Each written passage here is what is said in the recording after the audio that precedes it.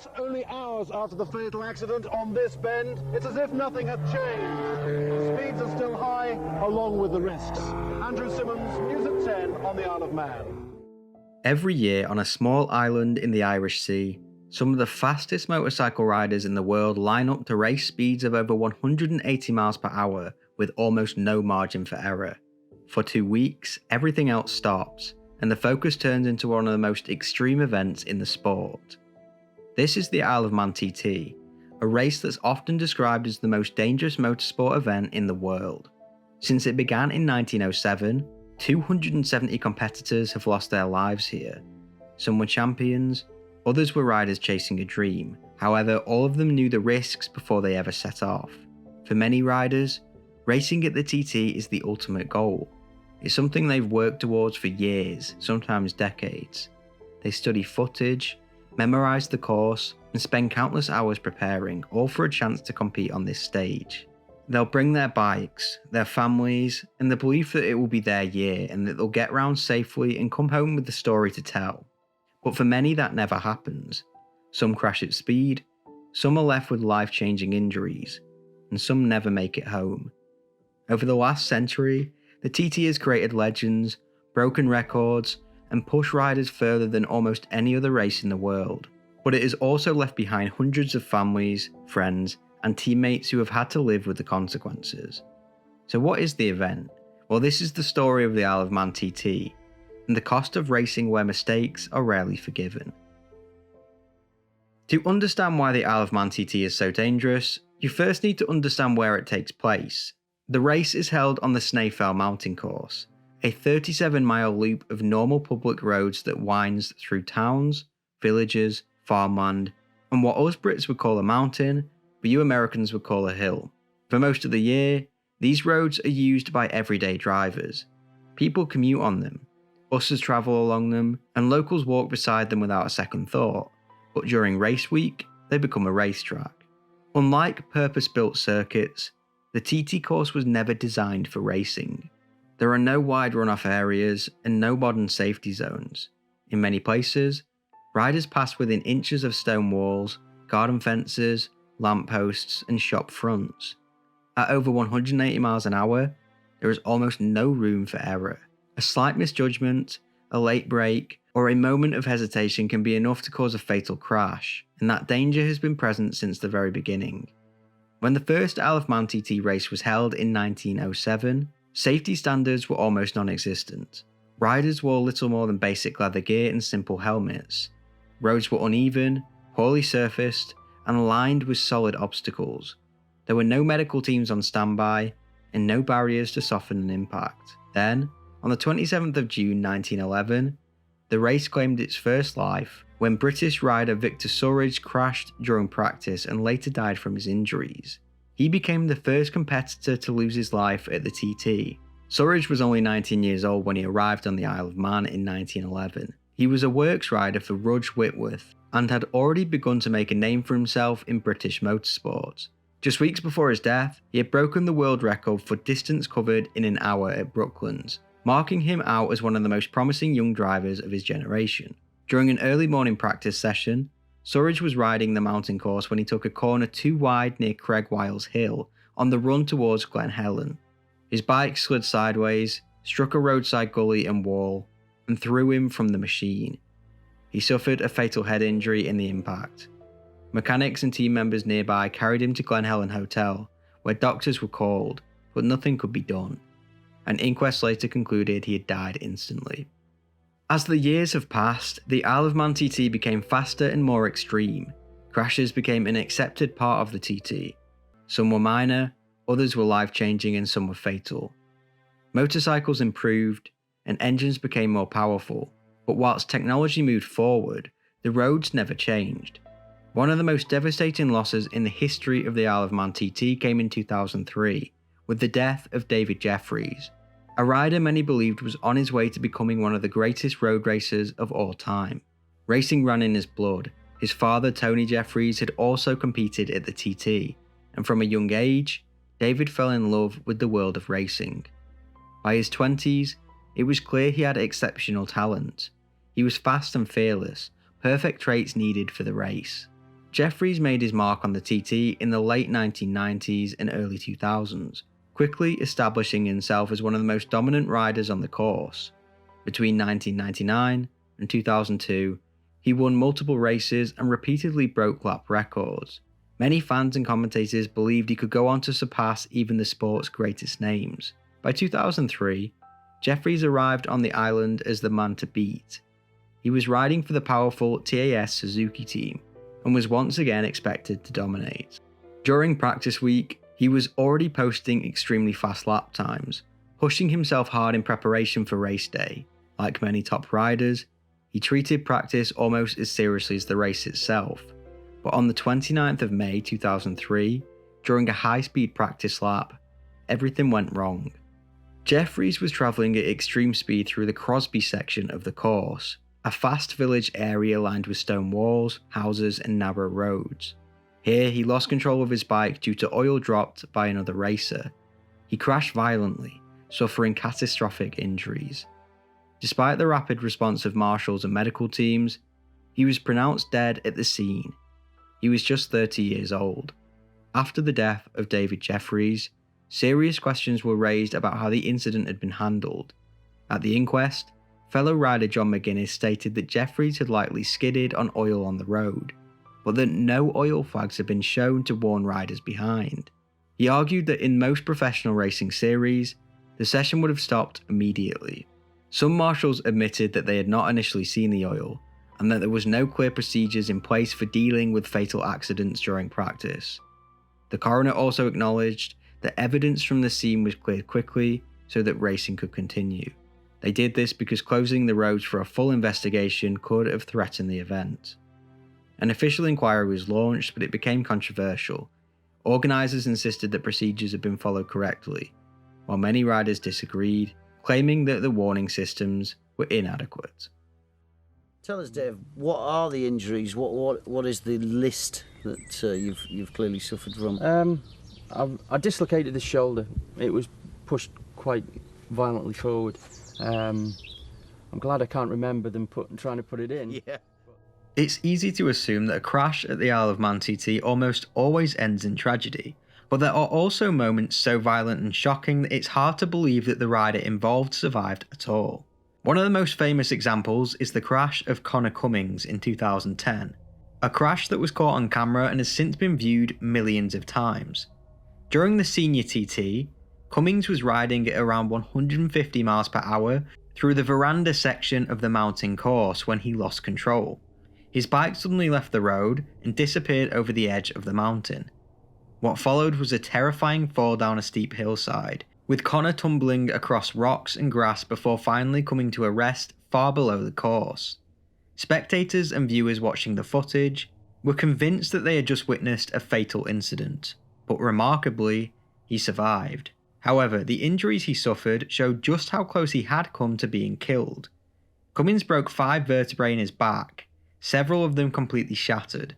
Surgeons had to insert 2 long metal rods and multiple supports to stabilise his spine and prevent paralysis. His left arm was rebuilt using 2 plates and 16 screws, and he also suffered a dislocated knee, severe ligament damage and bruising to his lungs.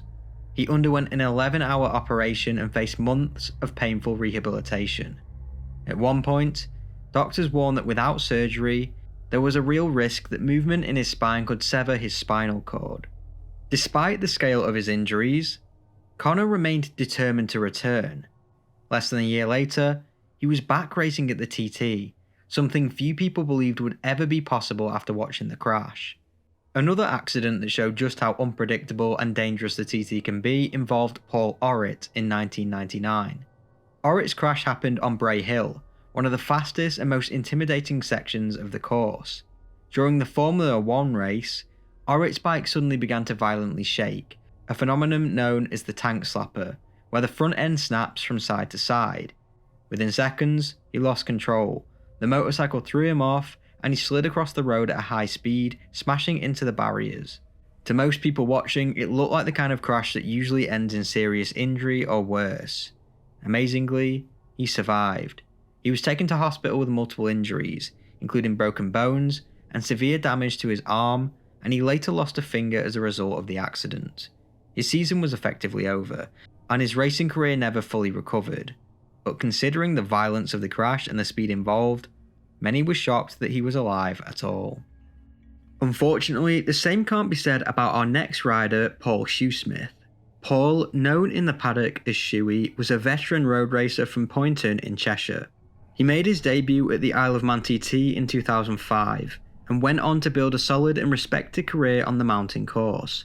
His best result came in 2009, when he finished 7th in the lightweight TT, and he later achieved a top 15 finish in both the Superbike and senior races in 2011. He also ran his own team, Ice Valley Racing, and was known as a hard-working, committed racer who had earned his place on the grid. Away from racing, he was a father of 4 and was in a long-term relationship with his partner, Janet Cowden. By 2016, Shoey was one of the most experienced figures in the paddock.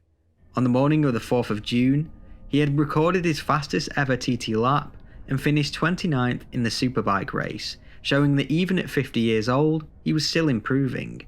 Later that day, during a solo practice session, he went out on a different bike, his BMW S1000RR, to prepare for the races ahead. At around 6:30 PM, whilst he was travelling along Sulby Straight, one of the fastest sections of the entire course, everything went wrong. Witnesses and marshals later told the inquest that he was travelling over 150 miles per hour when his front wheel lifted slightly after passing through a small depression in the road. When the tyre came back down, it suffered a catastrophic failure and exploded. With no grip and no chance to react at that speed, he was thrown from the bike. He slid along the road before hitting a curb and then a tree, suffering devastating injuries. Marshals reached him within seconds, and a medical helicopter arrived shortly afterwards, but when medics assessed his condition, they said that any attempt to resuscitate would have been futile. He was pronounced dead at the scene, and was killed instantly. His injuries were described as absolutely horrific. One source even stated that he was decapitated. An inquest later heard detailed evidence about what had caused the crash. Race Marshal Joseph Bevans described seeing the front tyre lift and then burst. Vehicle examiners found no mechanical faults with the bike, and officials confirmed that it had passed all pre-race checks. The court was told that the Dunlop tyre was around 2 years old, and had already completed several laps during the meeting, though this was not unusual in TT racing. Coroner John Needham concluded that the tyre failure was catastrophic and entirely unforeseen, and he recorded a verdict of misadventure. He described the crash as inevitable once the tyre failed. The coroner also noted in his statement that Paul Shoesmith had been pursuing his dream, and because he died instantly he would not have suffered. His death was the second fatality of the opening day of 2016, coming just hours after the death of sidecar racer Dwight Bear. By the end of the event, 5 people had lost their lives that year. His passing sent shockwaves through the paddock and left an outpouring of tributes from riders, teams and fans. Unlike Conor Cummins and Paul Orritt, there was no miraculous escape, no lucky landing, no second chance. One mechanical failure at one of the fastest points of the course, and his life was over. Another side of the Isle of Man TT that's often overlooked is that the danger doesn't only affect the riders. Over the years, spectators have also lost their lives whilst watching the race. Fans line the course just meters from the bikes travelling at extreme speeds, often standing behind nothing more than ropes or low barriers. When a rider loses control, there is sometimes nowhere for the bike to go except into the crowd. One of the most tragic examples came in 2012, during practice on the mountain course near the 26th milestone. A rider lost control and crashed into spectators and marshals at high speed. The rider died after the crash, and one spectator was killed at the scene. Another was brought to Noble's Hospital, but later died. 2 marshals were also seriously injured. Incidents like this show that at the TT, even standing on the sidelines carries real risk. People come to support the riders, often without fully realising how little protection there is if something went wrong. So the question remains, how can it be safer? For all the history, expertise and tradition around the event, there's no getting away from the fact it remains incredibly dangerous. For example, 2022 was widely regarded as one of the deadliest editions in the event's long history. Those losses equalled the worst single-year fatality total, matching the grim toll of 1970, and once again forced organisers, riders, and fans to reckon with the risks inherent in racing on public roads. The challenge with the TT is that the very elements that make it unique, the public roads, the villages, and the mountain sections, are also features that make it so unforgiving. In response to the incidents like those in 2022, organisers have repeatedly said that they will try and reduce unnecessary risk without changing the core nature of the event. In recent years, they have introduced a range of measures: improved road surfacing, safety audits, enhanced marshalling, protective equipment along dangerous sections, and new electronic systems designed to manage incidents more quickly.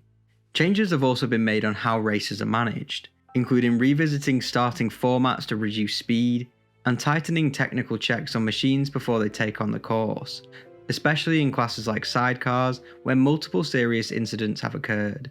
Riders are now given additional briefings partway through the week, so that feedback from early sessions can be used to adjust safety plans before competition begins. But even with all these efforts, the basic truth remains: the possibility of serious injury or death will always be part of the equation. So after everything you've heard in this video, it's hard to not question the logic of it all. We've seen how long the danger has existed, how many lives it has claimed, and how little it takes for everything to go wrong. And yet, the Isle of Man TT continues. For many riders, the TT isn't about chasing headlines or proving anything to anyone else. It's about proving something to themselves. It's about finishing something that very few people on Earth are capable of doing. For some, it represents years of sacrifice, missed time with family, and countless hours of preparation. And this is why so many return even after seeing friends injured or killed. As stated numerous times in this video, 270 riders have lost their lives since the event began, and this will continue to grow. In 2021 and 2025, the TT passed without a single fatality. It showed that sometimes luck can line up. So whether the TT should continue will always be debated. But what is certain is this: every rider who lines up here knows exactly what they are risking. They are not ignorant to the danger, they accept it. And even when it can cost everything, it is this that defines the Isle of Man TT. May everyone who has lost their lives here rest in peace.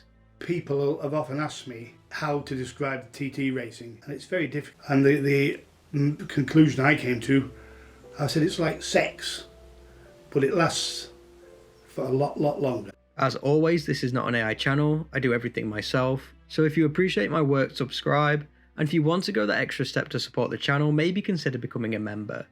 Let me know what you thought about this case in the comments below, and as always, thank you for watching.